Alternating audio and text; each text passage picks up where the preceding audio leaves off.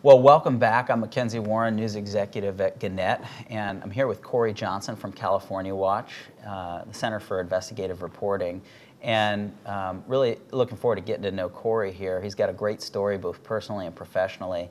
But Corey was a finalist in this year's Pulitzer Prize, the 2012 local reporting category, and what's remarkable about that, you'll hear the stories of all the investigations that he did, things that are going to make schools much safer for kids in California, but was the way that he came to this job and to this story and so on. So Corey, first of all, thanks for being here. Thank you for having me. You're welcome.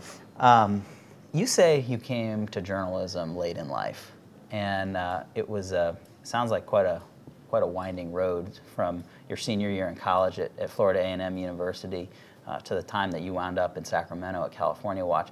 Tell us a little bit about that path. Well, I was one of those students who graduated but still didn't really know exactly what I wanted to do after graduation. I kind of meandered for a while. It took a bunch of odd jobs, working in retail. Selling electronics, service merchandise. I was the tag guy, make sure that the prices were up to date. All right. And then, and I loved that job. You couldn't tell me that at the time that tags weren't the next best growth industry. But then eventually the store closed, and I was jobless again. When I graduated from Florida A&M, or when I walked, I learned subsequent to that I still needed some more hours, which was a shock to me, but not really, because I had changed my major so many different times. I mean, I just really didn't know what I wanted to do. I started in engineering, and then by the time I flunked a bunch of calculus classes, decided to get out of that and go after psychology, which I had better grades in and had somewhat of an interest in. But even when I graduated, I still didn't really know what I wanted to do. So let me recap. No degree, no job, no plan. Basically. Okay. And so what do you do when you have no degree, no job, and no plan? You go home to mama. Mama. And ultimately, that's what I did. Okay. I went from Atlanta, That's where Georgia. I would go. So I left Florida, went back home, started living with mom, trying to figure out again what I wanted to do. And around this time, something big happened. 9/11 happened. And I could recall watching the towers come down and just really being shocked about that moment in history. And then even more shocking was the aftermath, as the discussion about what do we do, the discussion about the war, discussion about domestic surveillance and the Patriot Act. And for me, at the time, I kind of been casually reading this book about Martin Luther King and the Civil Rights Movement, particularly Martin Luther King and the FBI by a professor named David Garrow. I just was casually reading it at the time, and the more I heard about this Patriot Act and Homeland Security, it sounded a lot. Those themes began to kind of take root in what I was reading in the book, and so about the surveillance, of King, the FBI, looking into people's backgrounds and this paranoia, the things that we were saying about Al-Qaeda, it started to sound like some of the things we used to say about the communism and the McCarthy era and things. And the civil rights movement, even at a certain point, was looked at in that same vein. And so as I'm reading this book, I'm thinking about what's happening. Now I'm doing this out of my mama's house now, but I'm thinking about this question about surveillance. And so as I'm reading this book on King, I'm noticing that, being in Atlanta and police being there and FBI being there and all the information was about the FBI, never saw anything about the local police. And you know, they had a surveillance component, but it wasn't in the book. So I decided to call up the professor who wrote the book. I looked him up on Google, and as it turned out, he lived and worked, taught in Atlanta. Serendipitous. Very, very much so. So when I call him up out the blue, introduce myself, and just start hitting him with all these questions that I had scribbled in the margins on my book. And so we're starting to see the outlines of a future reporter here. Well, I didn't know that that's what it was called. I mean, I just thought, you know, I was curious. Let me ask the man, see. And he was very, he didn't blow me off. He treated me very, very respectfully. And he said, you know, no one's ever really asked those kind of questions. And he said, and believe it or not, I was curious myself about the Atlanta Police But he hadn't Department. gotten to it. But he There's hadn't a guy gotten that's won a to it. Pulitzer Prize. Right. So he gave me the name that had been passed to him of someone who might have some information. And so I took the name and started digging into it. And as it turned out, the name was a guy who had basically set up the Atlanta Police Department's intel unit in the early 60s. But he was dead. He was dead. I was 10, 15 years too late. But I decided to maybe see if I could find some survivors, maybe a widow or a kid of his. And so I stumbled across an obituary and made phone calls to a city department that he had worked in prior to his death, this former police guy, and just left my name and number, said I wanted to talk to somebody who knew him or get a number of a widow. And the person on the other line was pretty rude. They were clearly busy. They didn't have time to be entertaining weirdo questions. Some kid. Right. But maybe about 2 weeks later, out the blue, I got a call. To this day, I don't know who it was that called me, and they didn't want to say, but they called and said, look, I saw your name. Here's the name of the guy's widow. Here's a number where you can reach her. This person obviously wanted to help. Wanted to There help. was some reason behind that, we have to think. We have to think, don't know, but I will say now, years later, that kind of serendipity, as you call it, is part of the investigative process. But at this time, I don't know that's what I'm doing. I'm just a guy asking a question. So I pick up the phone, I call. 6 months later, the widow is allowing me to visit her at her home. And she takes me down into an area of the house, and there's 7 or 8 boxes full of raw files, intelligence files, pictures. Man, the mother lode. Of things that this guy kept at home. And it was a treasure trove of information about monitoring the civil rights activists and the protests that were taking place, the conversations with the FBI, just incredible stuff. So I take what I'm able to copy back to this professor, and he's just really excited. He then begins to start the process to introduce me to some people over at the Atlanta Journal-Constitution who were also equally excited about what had occurred at this time. And this is my first introduction to reporting.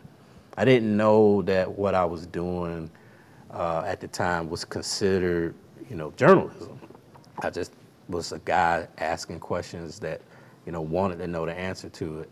And through that process, I met some people who were involved in investigative reporting at the paper, and they turned me on to the IRE Conference, which was happening in Atlanta. And there's where we are right now. That's where we are right now. So in many ways, it's a full circle moment for me personally. And I got the bug. Okay. Now that I want to talk about the California story here coming up, but just there was something in between that really helped too, and that was the Freedom Forum. Yes. That gave you the springboard to then move on to a quote official reporting job in North Carolina. Tell about the Freedom Forum. So I'm at this conference. I get the idea that I want to be a journalist.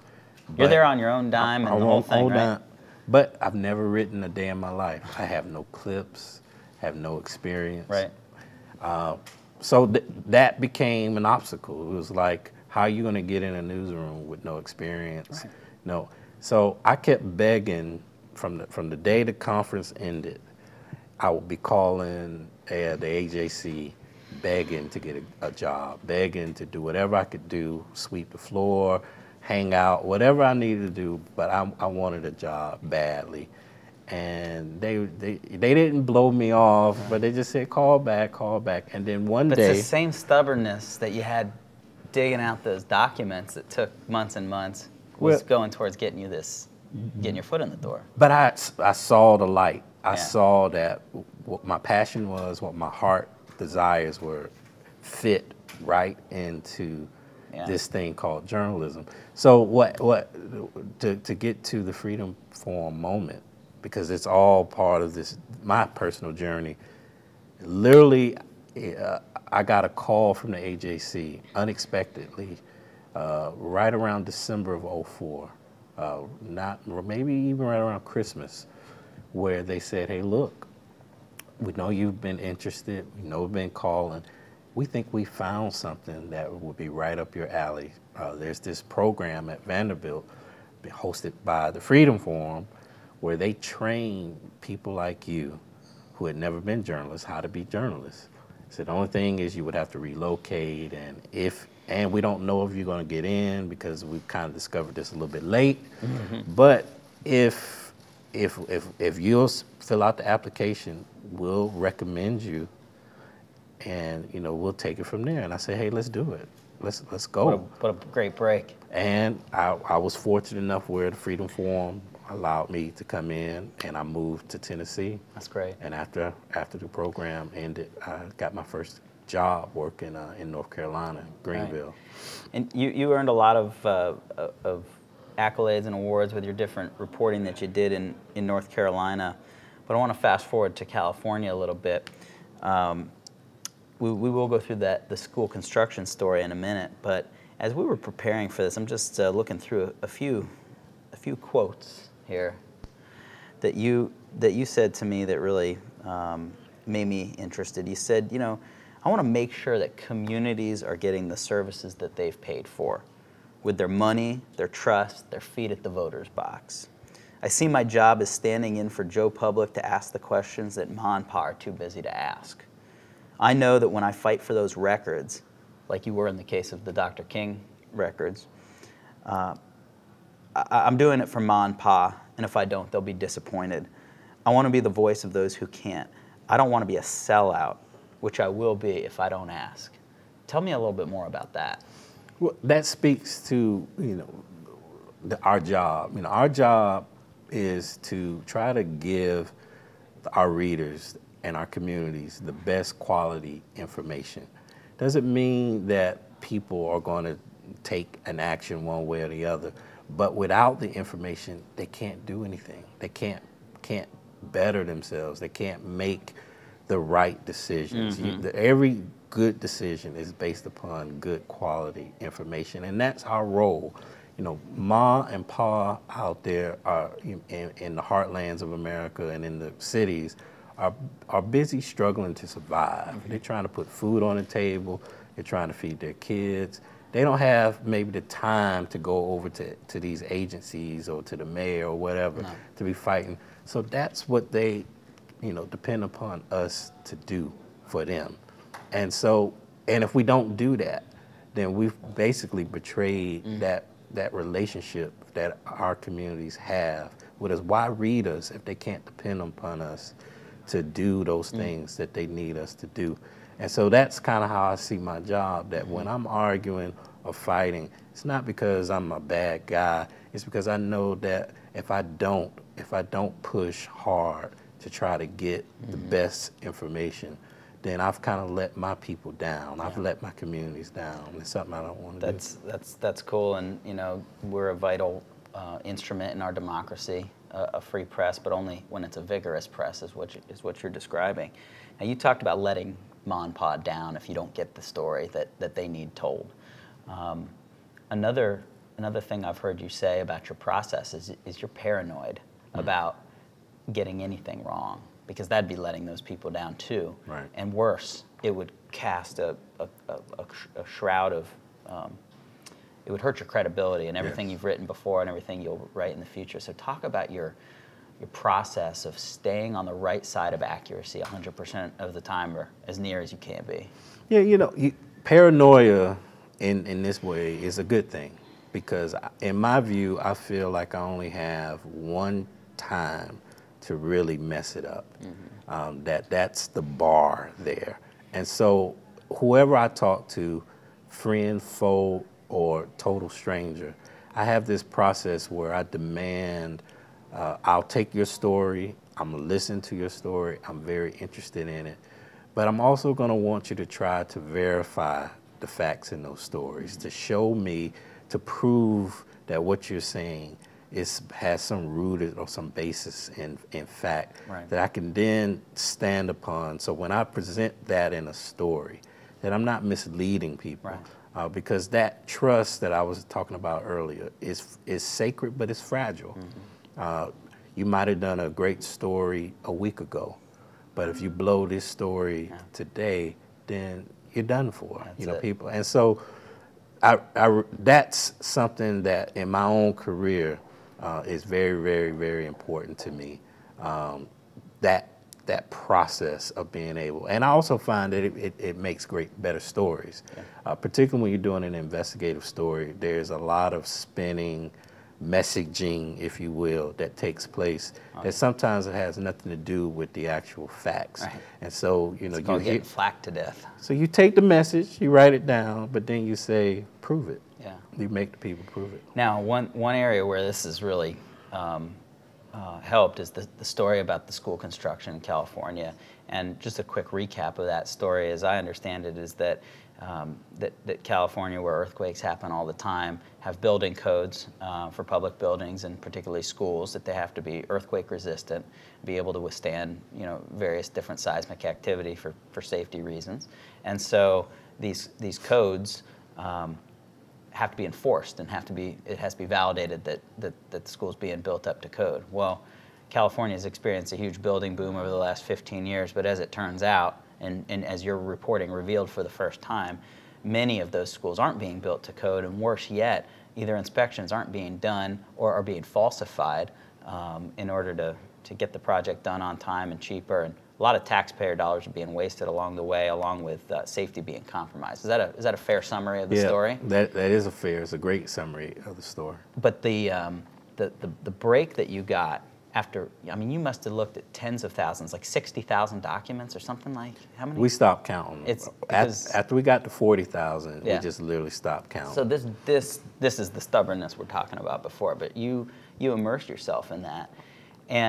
But there was one key source, as I recall, that you were making him verify and prove what he was telling you, whether it was true or not.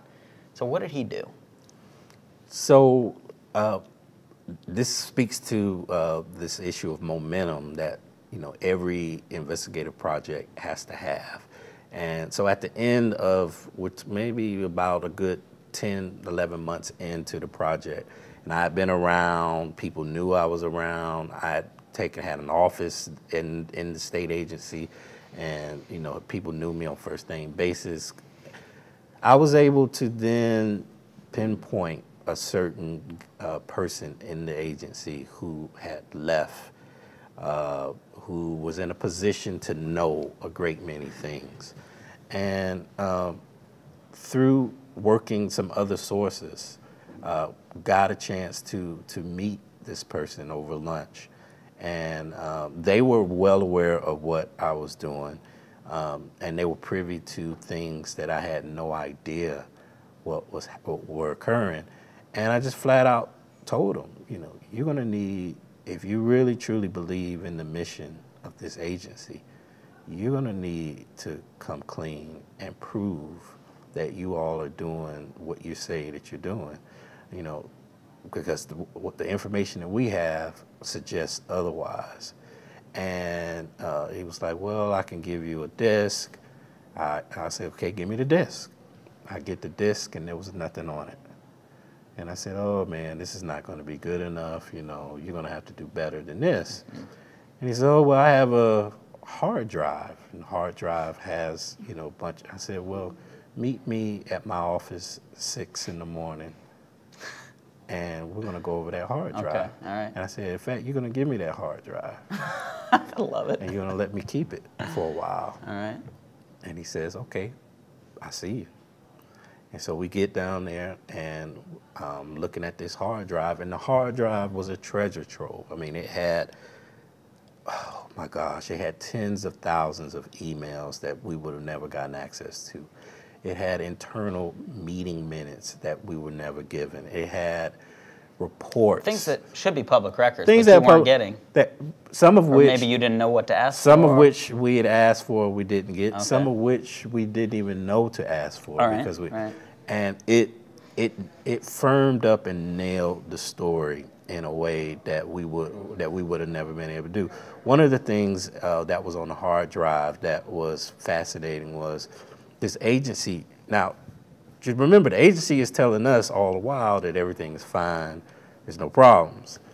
You know, that, you know, this is just a snafu with data, don't worry about it. Mm-hmm. We're saying, how can you have over 20,000 projects in a spreadsheet that don't comply with this law and that just be a snafu? Yeah, that's not a typo. Right, well, the hard drive showed that, of course, it wasn't a snafu. There was decades worth of internal wrangling and whining and complaining and frustration over this breakdown. So much so that the officials had been alerted to the fact that there was an inspector who had been kicked off of a job in LA because of a prosecution of corruption, where he had been found allowing some faulty anchors to be put into walls that would literally cause these buildings to collapse.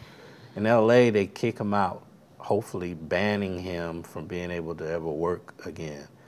But somehow, some way, this guy is able to go into the state system and get a job doing school inspections. And up north someplace. And the state had someone alerted the state to this, and they did nothing Just about let it go. And that was one of the things that was key revelation on the hard drive that we would have never known about. Well, you just worked that source and got him into a corner where he really had to. So, what a great investigative technique. Well, it sets up my last question that I wanted to ask you. I wish we could talk all day. Sure. But something you're doing a session on here at IRE, and you talk about the secret sauce of how you go about your investigative work.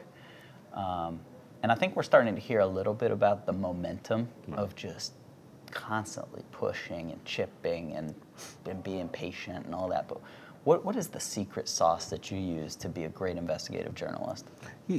You really have to have a healthy dose of determination and skepticism. Making people prove what they say, and not giving up. You know, the gimmick is that many people have figured out that we have deadlines, mm-hmm. and so if they could just frustrate your deadline, stonewall, hold out, they figure you'll go just away. Outlast you. And so you have to be able to show that you're not going away, and that you'll go the extra mile if it means working on the weekend, if it means working through holidays, if it means doing things on your own time. That's what you have to do in order to nail that story and create the momentum necessary to get your breaks. You don't get a break doing the usual. Sure. You have to go the extra mile in order to get the big breaks. And so those are just some of the raw components into the secret sauce that makes up investigative journalism. That's good, and it journalism. sounds like you were cooking up that sauce even back in Atlanta before you knew you were an investigative reporter. So it's good to see that you're your techniques are working even when they didn't know they were going to be your lifelong techniques. Yeah, I've been really blessed. Yeah. I'm fortunate to be able to do this thing called journalism. That's great. Well, I think your story is really inspiring. I think the people who are watching this are going to agree with that. I just want to thank you for doing great work and visiting with us today, and good luck in your panel. So that's Corey Johnson from California Watch and the Center for Investigative Reporting, and I wish you good luck in the future. Thanks. All right.